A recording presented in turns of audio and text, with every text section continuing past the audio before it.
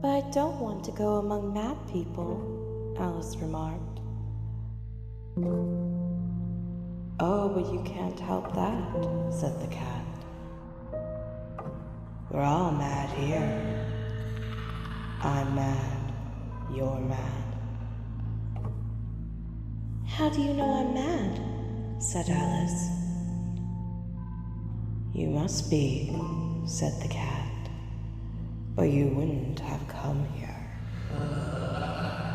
So, the guy goes into a hospital, okay? His wife just had a baby and he can't wait to see them both. So he meets the doctor and he says, "Oh, Doc, I've been so worried. How are they?"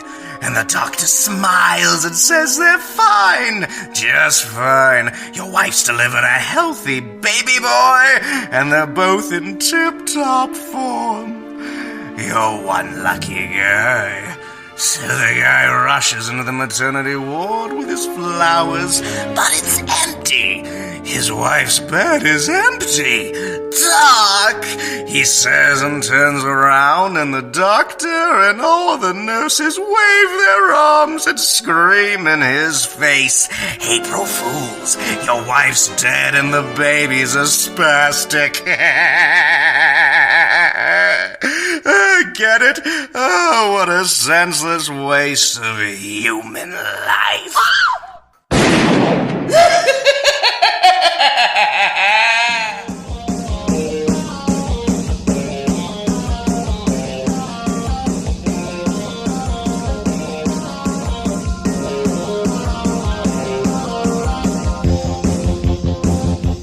What you just saw and heard is the beginning of Arkham Asylum. Or is it? This book is a good example of us not only being not able to believe what we see, but what we hear also. And the combination of those factors driving someone insane. Now, I wanted to do 7 days of Halloween stories. Unfortunately, I'm only going to get to 6, and I'm actually really late to this review, so I do apologize. But let's talk about the 25th anniversary of Batman's Arkham Asylum, a serious house on serious earth. Now, this was written by Grant Morrison, and the art was done by Dave McKean. What I love about this is the fact that the lettering, which was done by Gasper Saladino, is kind of revolutionary for the time. It gave everybody their own different style of bubbles, more traced to their personality, and it's been used ever since, but it was new at the time. Not only that, but we had Grant Morrison, who wanted a realistic artist, somebody more like Brian Boland, who did Killing Joke, to have this realism drawn into Arkham Asylum. And had that happen, this would have been a totally different book. And unfortunately, I think this would have been a different book in the way of worse. I think the art is what makes this book so fascinating.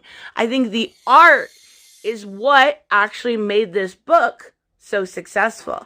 And it's definitely the quintessential story, whether it is, making Arkham Asylum the video game, loosely based off of different tropes in this comics, or it is just beginning to know the character that is Arkham Asylum, because, of course it is a penitentiary, but it is in a way its own character.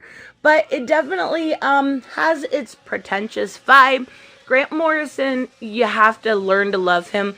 I think sometimes Grant Morrison is so canon-based that it is mind-boggling. This, he was not. He absolutely was not. Honestly, he kind of just threw all of that out the window. He didn't stick to a lot of the characters that he did stick to the characters that we know, but he made them different. He made them his own. And that kind of started right in the beginning with Amadeus Arkham, who this story follows. And actually, it does a good job of following it. But when it introduces us to him, we learn this little boy lived in this haunted house, right? Or so we think. And his mother was absolutely mad. She was crazy. And why? Was it the house? Was it, Amadeus' family? Was it the Arkham family? What exactly drove her to being mad? And a lot of it will center around that. And then we enter Batman, who actually goes into this asylum because Joker says, you have to. You have to. And we have two characters that are doctors that stand back and actually stay in with the everybody running loose around the asylum, right? And they stay in, supposedly, they make you think, right, that it is because they don't want to leave the asylum, and they don't want to leave all of these sick people alone. Yet that's not really the truth, but we'll eventually get there. So we meet Amadeus Arkham, and obviously we know his mother was crazy, right? But then he grows up in a seemingly normal life. He grows up to kind of be successful and continue the legacy of Arkham Asylum. He has his own family. He has his own wife and child. Unfortunately, we will see their demise. Obviously, spoilers. I should have said that in the beginning. I am bad about saying that. One thing I do love about this art is that it is simply almost surreal, right? It's like this avant-garde nightmare inducing, but it's beautiful all at the same time.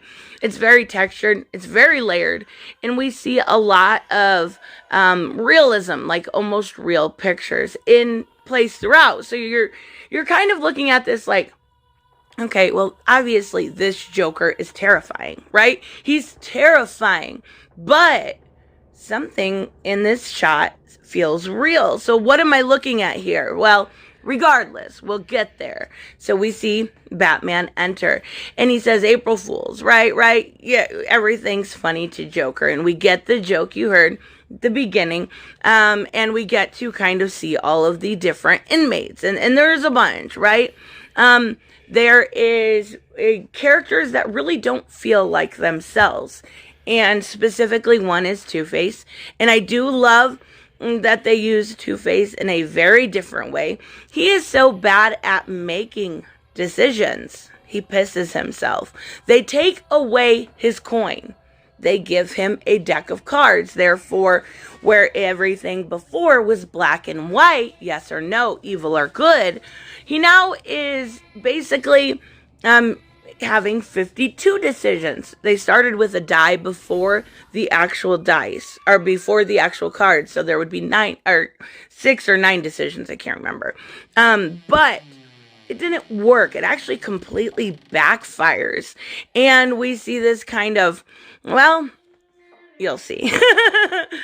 But we get this, the art is so intriguing. It's what keeps me coming back and back, because I feel like I'm going to want to see more, and there's more back there, and there's more I'm missing to the story, because this could all be in Batman's head. He's a grown-ass man that runs around as a bat. He obviously probably belongs in Arkham himself. So why is it okay that he is around being a vigilante, but Joker's locked behind bars? Now, there's a lot of obvious answers to that, but a grown man dressing as a bat seems a little odd. Seems like there might be something wrong. And there are flashbacks to actually, insinuate that there's a lot wrong with Batman. And the longer he is in the asylum, the longer he actually goes mad. The longer and more crazy we see from Batman. So whether this is all in his head or not is a theory. But we do get the sense that there's a good chance this is probably in his head. But I do love this. So we do see Amadeus Arkham. He has a regular client, right? And he escapes, and that's really bad. This man is violent. This man kills, and well, everything goes far, far south right at this point.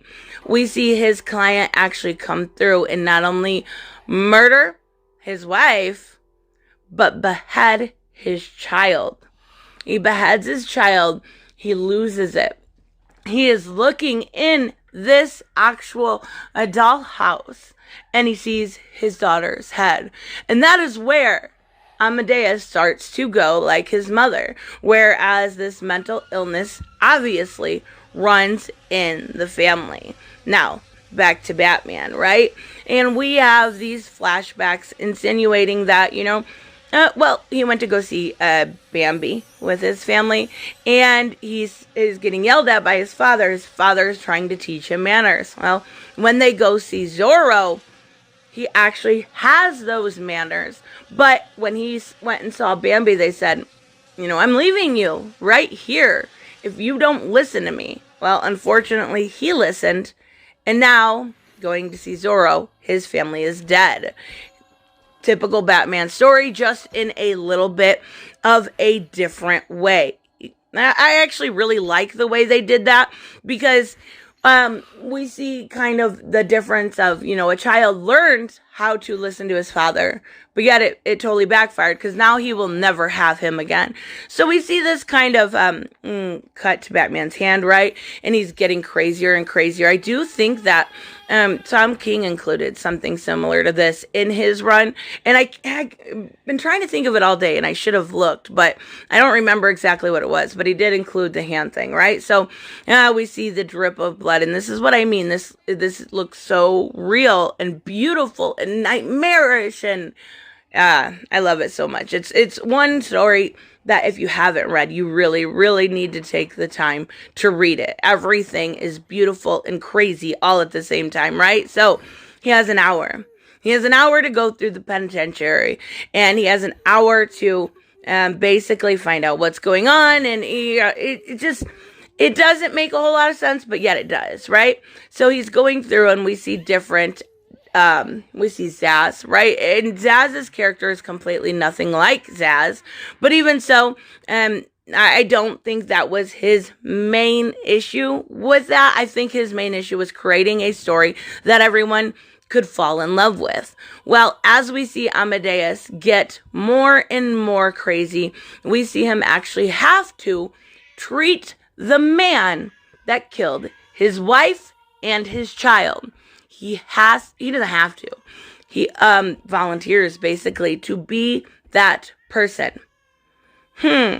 No way. Now, any sane person wouldn't do it, but there was actually a good reason why he wanted to do it, right? He wanted to do it to kill him. They were using electroshock therapy, and when they used the electroshock therapy, they basically let him alone in there to use it. They were thinking it would do something with his frontal lobe to help make him more sane. Oops, the power went up. Oops, I fried him to death. I get the revenge style, but I'll leave that one alone.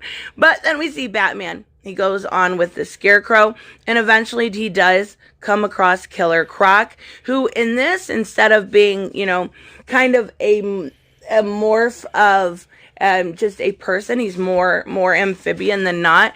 I do like the part where he runs into actually Mad Hatter. I think it's the most telling than any other part in the story, right?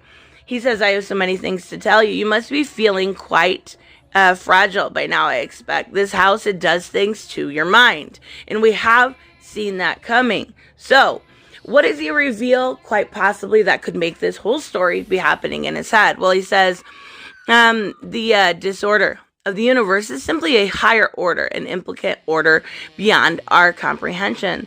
That's why children interest him. Creepy thing to say, but okay. So he says, they're all mad, you see, and each of them is an implicate adult order out of chaos. And that's kind of where I wondered, could it possibly be that during this time, when we see him listening to his father after Zorro, that is where we are at now. He's in there with the, kind of other people in Arkham Asylum. So did he ever grow up? Is he still a child? Is he losing his mind? I don't know. It's just something to think about.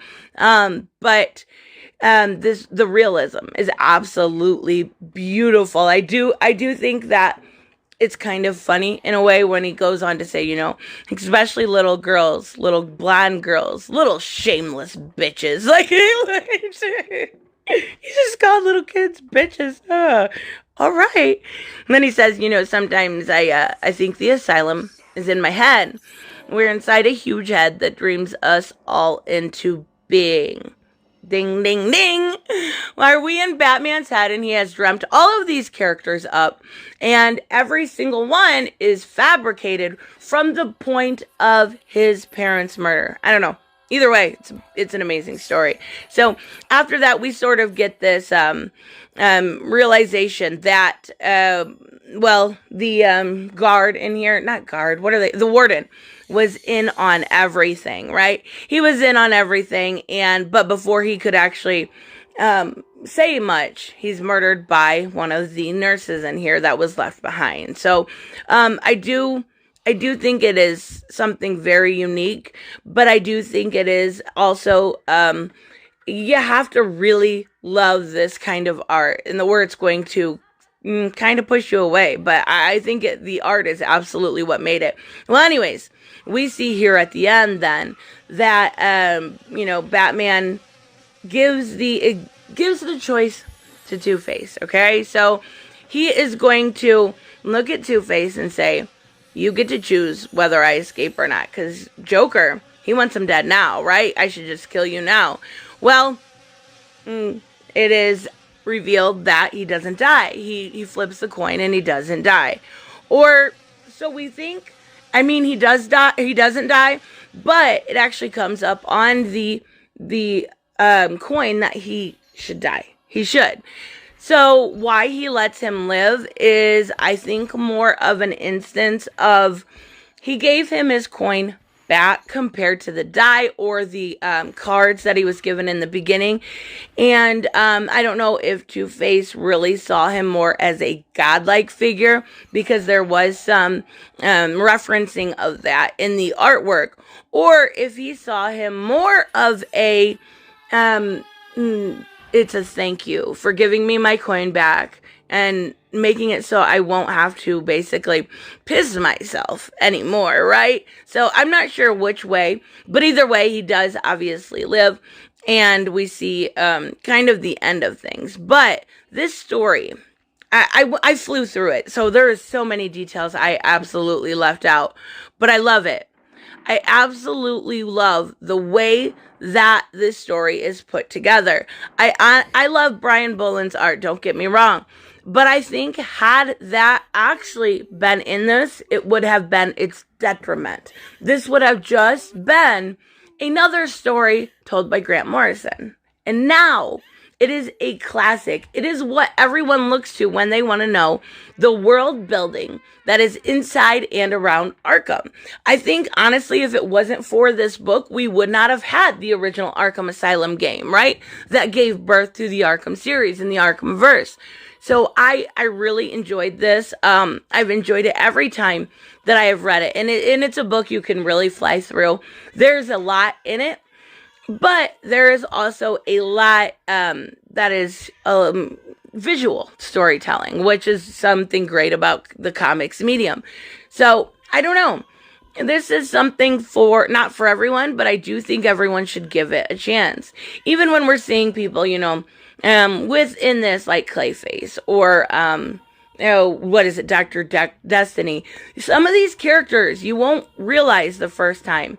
And actually, if you go through the 25th anniversary edition, it has the entire script. So you can see what the original idea was going to be, because they did leave a lot out, and what exactly we have now compared to that.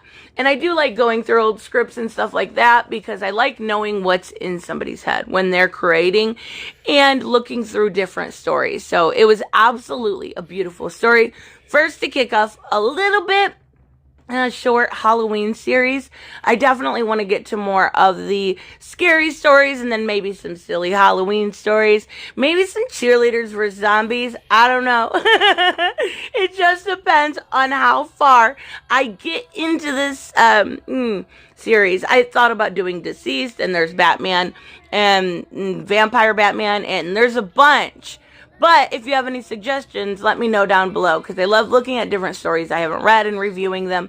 And I love looking at different types of scary horror comics. 30 Days of Night. There's a bunch that I've gotten that I'm kind of seeping through to see which ones deserve another look at and another review. So let me know, of course, what you guys think about this. Let me know what you think about, Grant Morrison's writing in general, or the art style, whether you think it would have been better with Brian Bolland or not. Or if you think, this is just one of those books that you'd rather pass on, let me know that too. And I will see you guys in the next one. Bye-bye.